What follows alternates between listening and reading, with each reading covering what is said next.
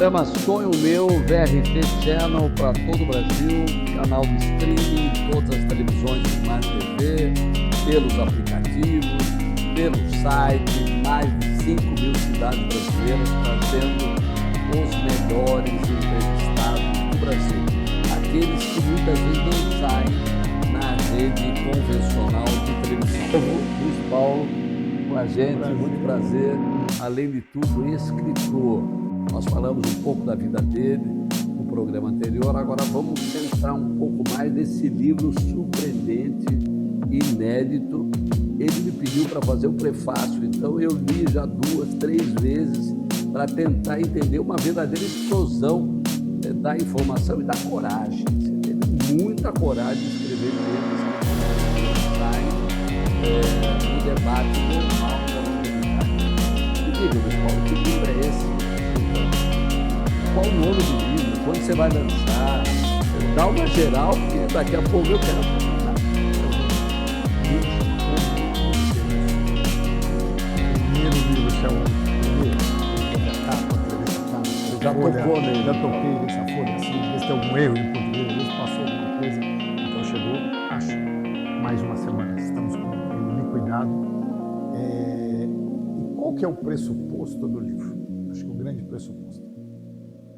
O brasileiro vive em média 77 a 80 anos, médio, essa é a idade média hoje de vida de um brasileiro. No Japão é 89.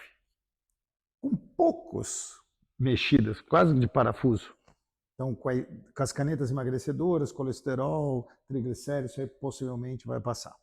Tem uma explosão de academia que todos hoje, eu encontrei você de manhã, estava andando. Pô, todo mundo hoje eu vejo preocupado em fazer. Medicina preditiva. Laboratórios com sistemas muito mais rápidos de análise.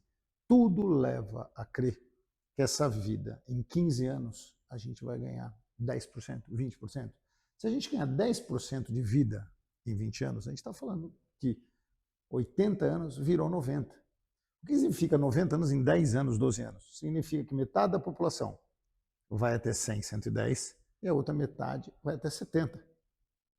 Então você tem um modo longevo de ver o ser humano, principalmente no Brasil. O livro é focado no Brasil.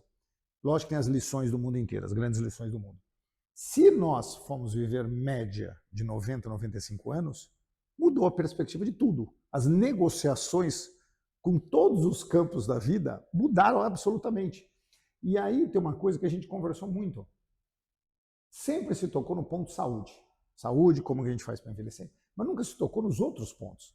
A negociação com Deus, o pecado, profissões, amores, o tédio da vida. A morte.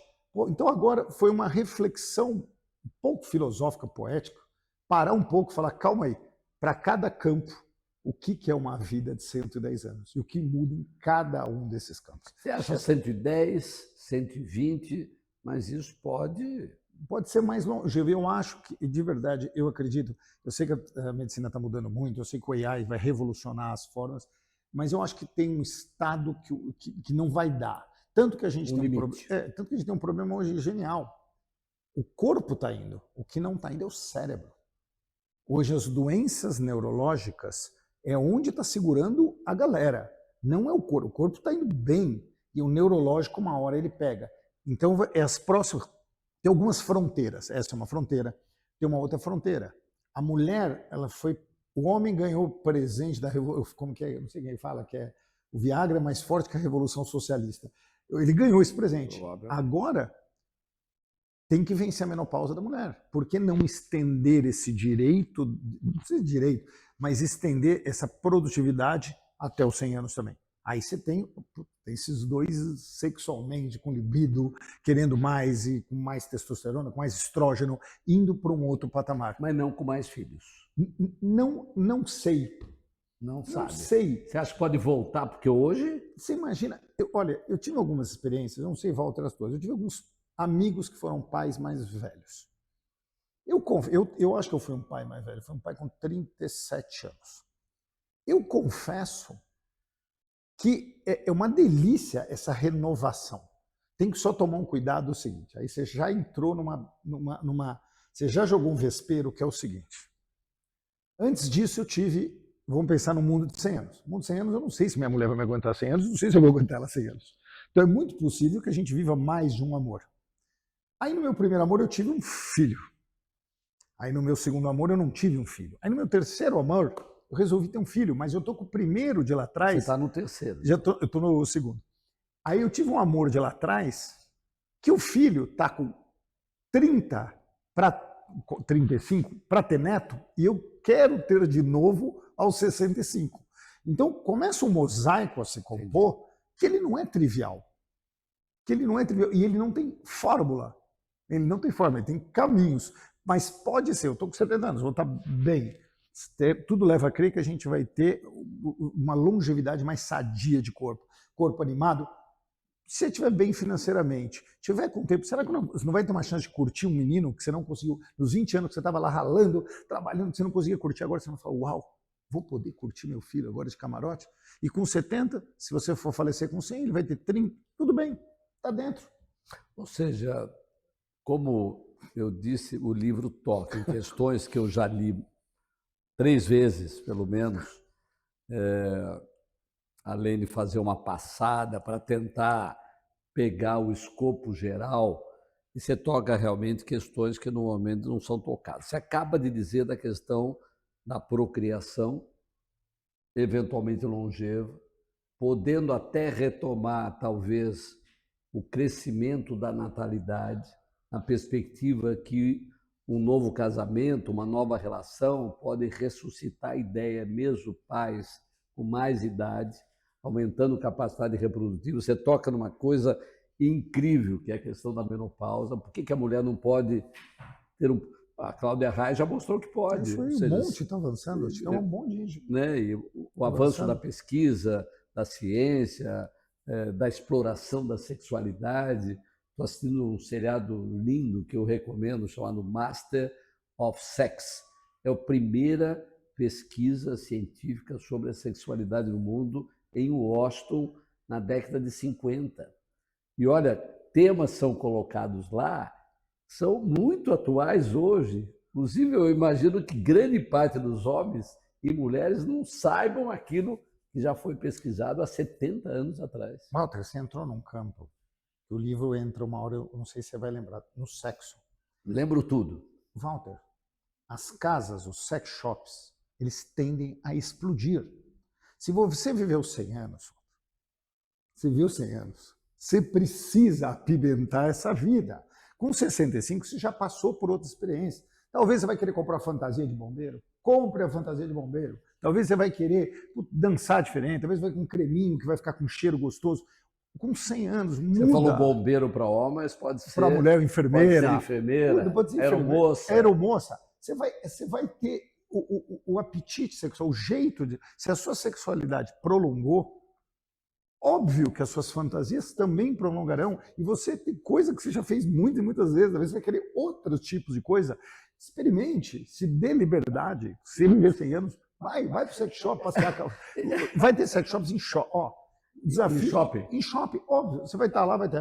Estou vendo aqui longe uma loja Renner, vai ter ali uma Nut Bavária, e do lado vai ter um sex shop que talvez você vai entrar tranquilamente, talvez você vai até com seu filho. Você vai estar com 70, seu filho com 40, e fala, pai, olha, isso aqui funciona, isso aqui é bacana, hein? Olha, isso aqui é negócio, cabelo, seja o que for. É muito interessante, Cristóvão, você é muito provocador, polêmico, como eu disse. Você acha que esse tema do sexo, que nós fizemos alguns comentários aqui, da aeromoça, bombeiro, não pode ser interpretados como politicamente incorreto? Tomara que sejam. Tomara. Porque o politicamente correto, ele não pode matar a nossa picardia. De jeito, a hora que matou a minha libertinagem, Estrela da Manhã, ele automaticamente me matou. E isso é uma forma de castração, uma forma de policiamento. Por favor, façam amor. Façam o que vocês têm vontade de fazer. Uma delícia. Então, acho que poder viver fantasias, poder... Tudo respeitosamente, tudo, pessoa que está do seu lado, eu vou até onde existe o consentimento da pessoa do lado, mas que delícia poder experimentar. Pô, vai comprar não sei, chocolate, morango, chantilly, o que dá para fazer isso, meu? Experimenta. Eu tenho certeza que vai renovar os casais. Não, e é muito interessante porque você toca assuntos absolutamente geniais, ou seja, você pode estar trazendo, inclusive, uma ideia de que é possível você ter uma vida multifamiliar que não seja por traição, seja por encerramento de ciclos, o que eu aprendi na minha juventude, algo chamado de monogamia sucessiva. Ou seja, você é fiel, você é leal, encerra o ciclo, você entra num outro ciclo.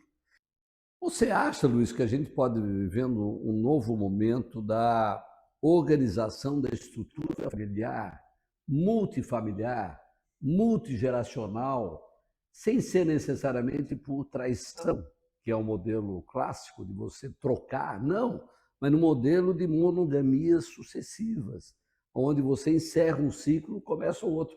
É possível. Acho que seria até mais honesto, meu. Acho que seria muito mais honesto. Sem dúvida. Tenho uma dúvida que seria honestidade. Tem algumas coisas que tenho dúvida, mas eu acho que tem repensar em algumas coisas que... Eu falo, essa discussão, ela cruza campos. A gente falou um pouco de sexo. O mundo jurídico, ele muda. Pensa em duas coisas.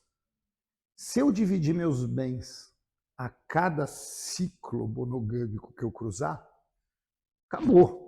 Então você nasce, o contrato de bem, de casarei, qualquer divisão parcial de bens, ela morre nesse novo modelo de longevidade. Ela nasce dizendo que é meu, que é seu. Talvez a gente vai ter um acordo no meio, você ficou para cuidar dos filhos, então eu vou te passar alguma coisa, eu vou...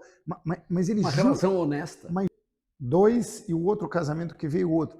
Como que você reorganiza essa herança? Porque hoje... Eu falo, você deve ter visto, o que eu já vi de caso de brigas de irmãos, eu acho que todo mundo já viu 1000 casos.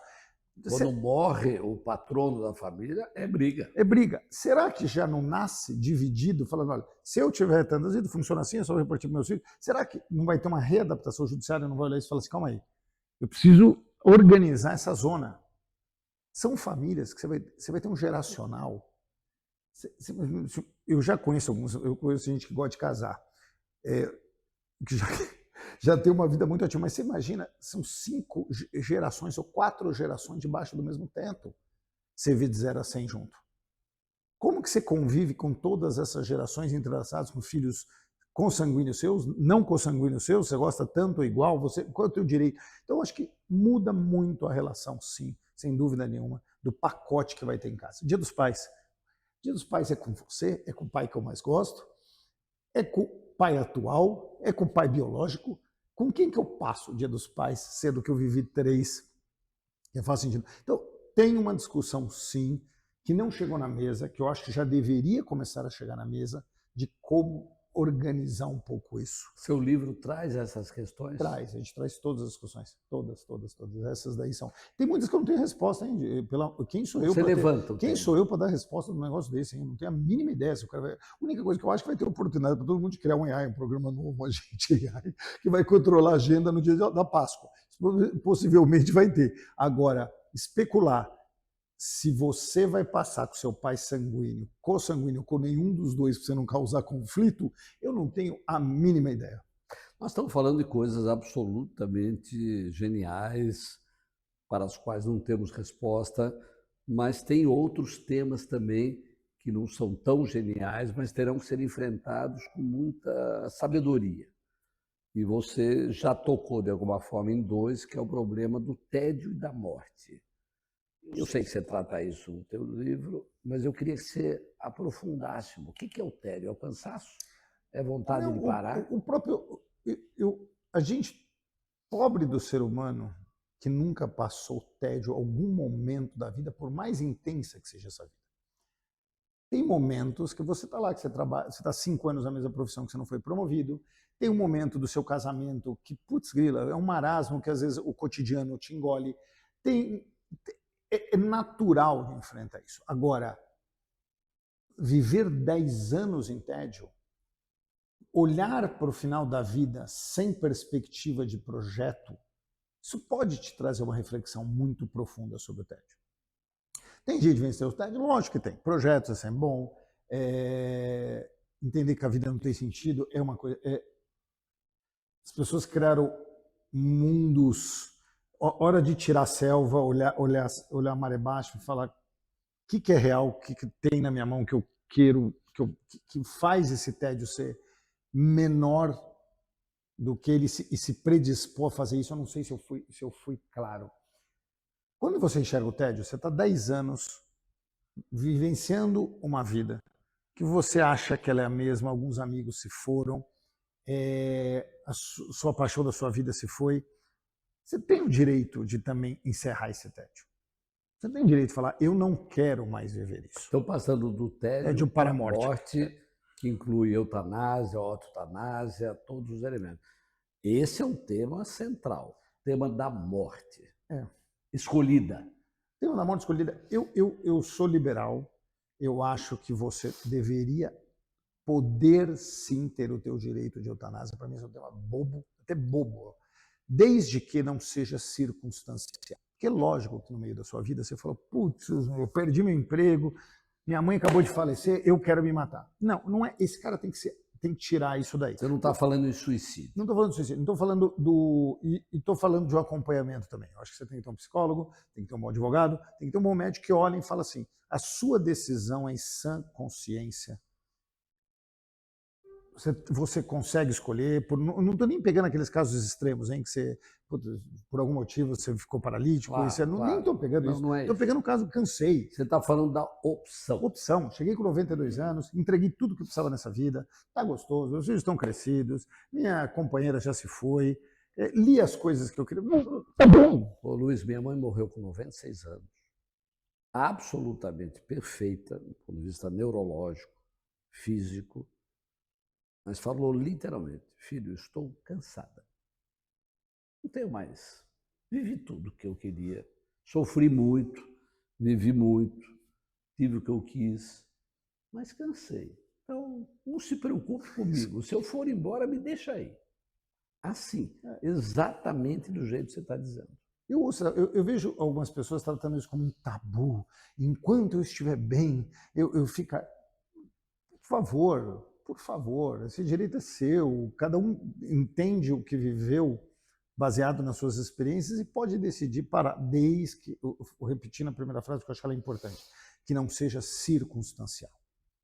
Porque são ciclos que a gente passa. Portanto, você fala em morte produzida. Produzida. Muito bem. Morte produzida.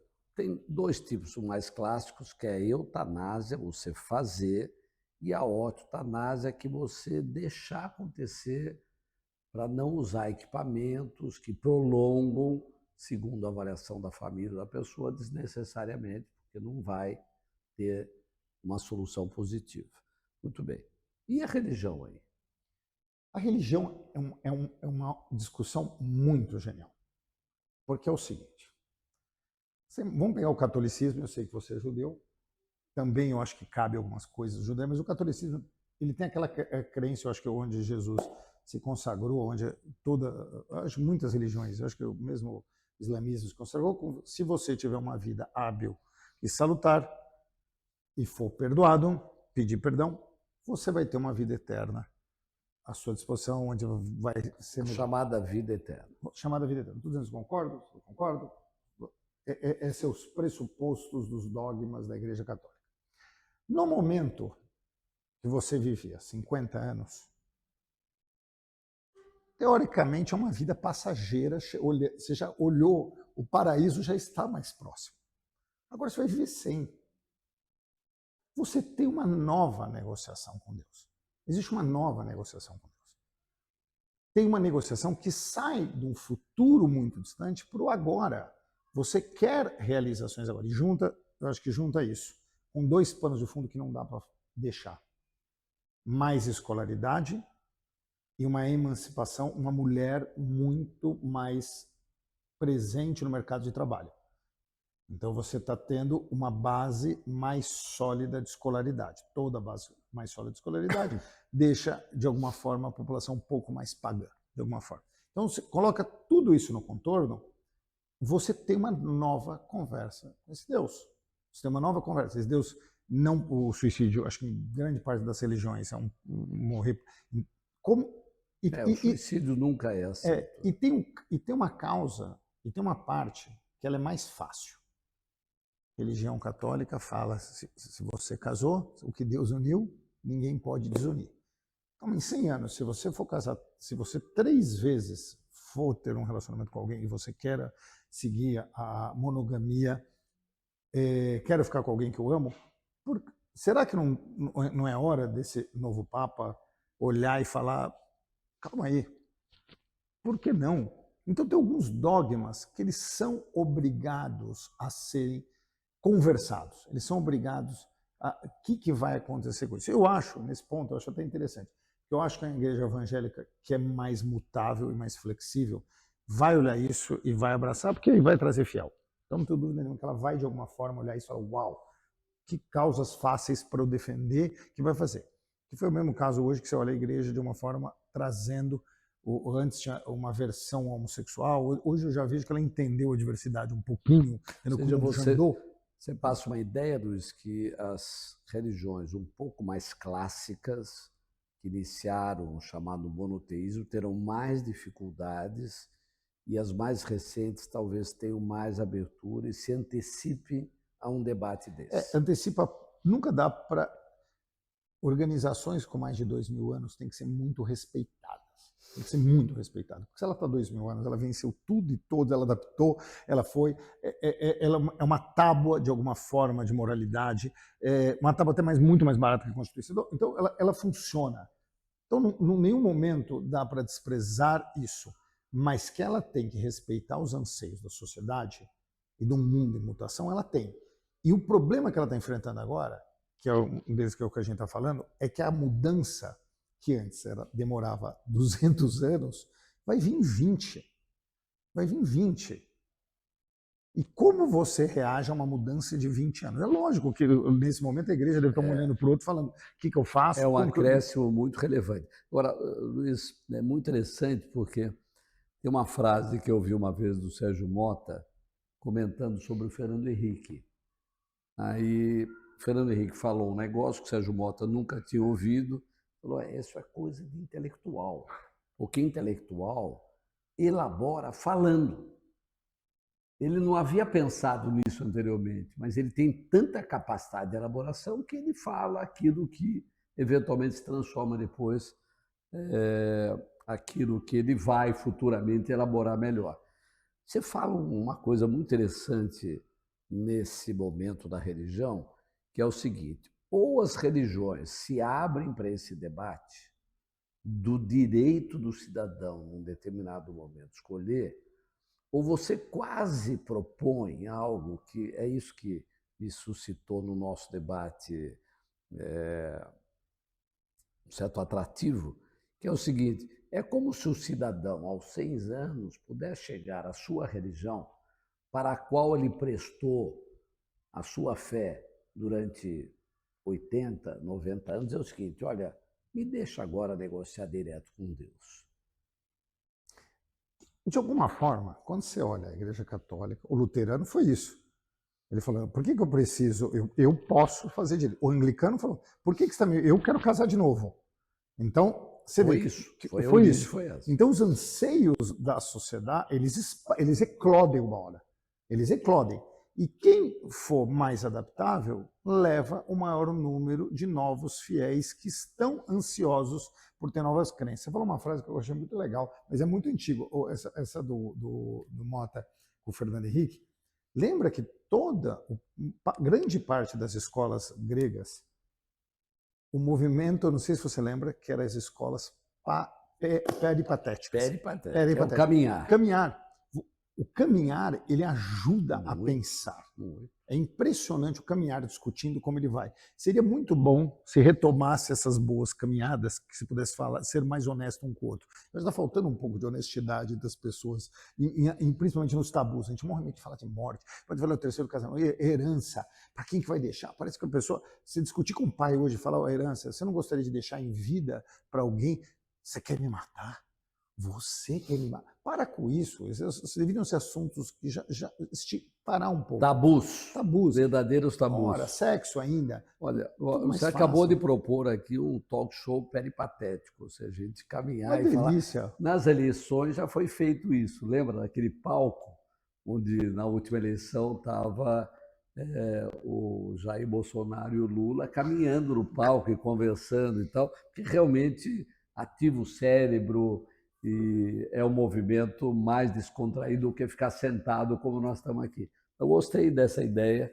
Eu acho que a religião é extremamente provocativa, a questão do tédio, a questão da morte. O mercado de trabalho, vai dar para trabalhar até os 90 anos? O mercado de trabalho, eu acho que muda tudo. Esse eu acho que é barra pesada. Porque é o seguinte, ele já está no momento, eu fico feliz do Brasil tá trazendo algumas discussões, e é engraçado, sempre essa discussão foi liderada pela elite, pela primeira vez ela está nascendo de baixo. A CLT já não cabe, já não tem pé e cabeça uma CLT. Os relacionamentos entre empregado e empregador, eles têm que ser flexíveis e têm que caber os dois. Quando faltar empregado como é agora, que bom que suba os salários. E quando tiver demasia de uma oferta, os salários baixam. Firmar pisos ou o Estado tratar a gente como criancinha, de falar, olha, eu preciso agora da saúde mental porque você não sabe que a empresa é tóxica, sai fora, vai trabalhar em outra empresa. Então, que a gente trata no livro de uma outra forma, que é o seguinte, tem 3 movimentos que eu acho que são clássicos. Então, primeiro a gente falou, você não tem uma previdência, se essa previdência vai para o buraco num curto espaço de tempo e o governo não tem fonte, nem grana, para sustentar um envelhecimento, 2 soluções.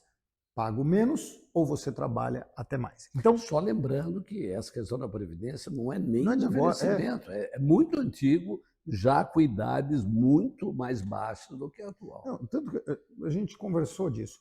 É imprescindível, não sei se vai ser no próximo governo, dependendo de quem seja, ou no outro, vai ter a nova reforma. Vai ter a nova reforma previdenciária.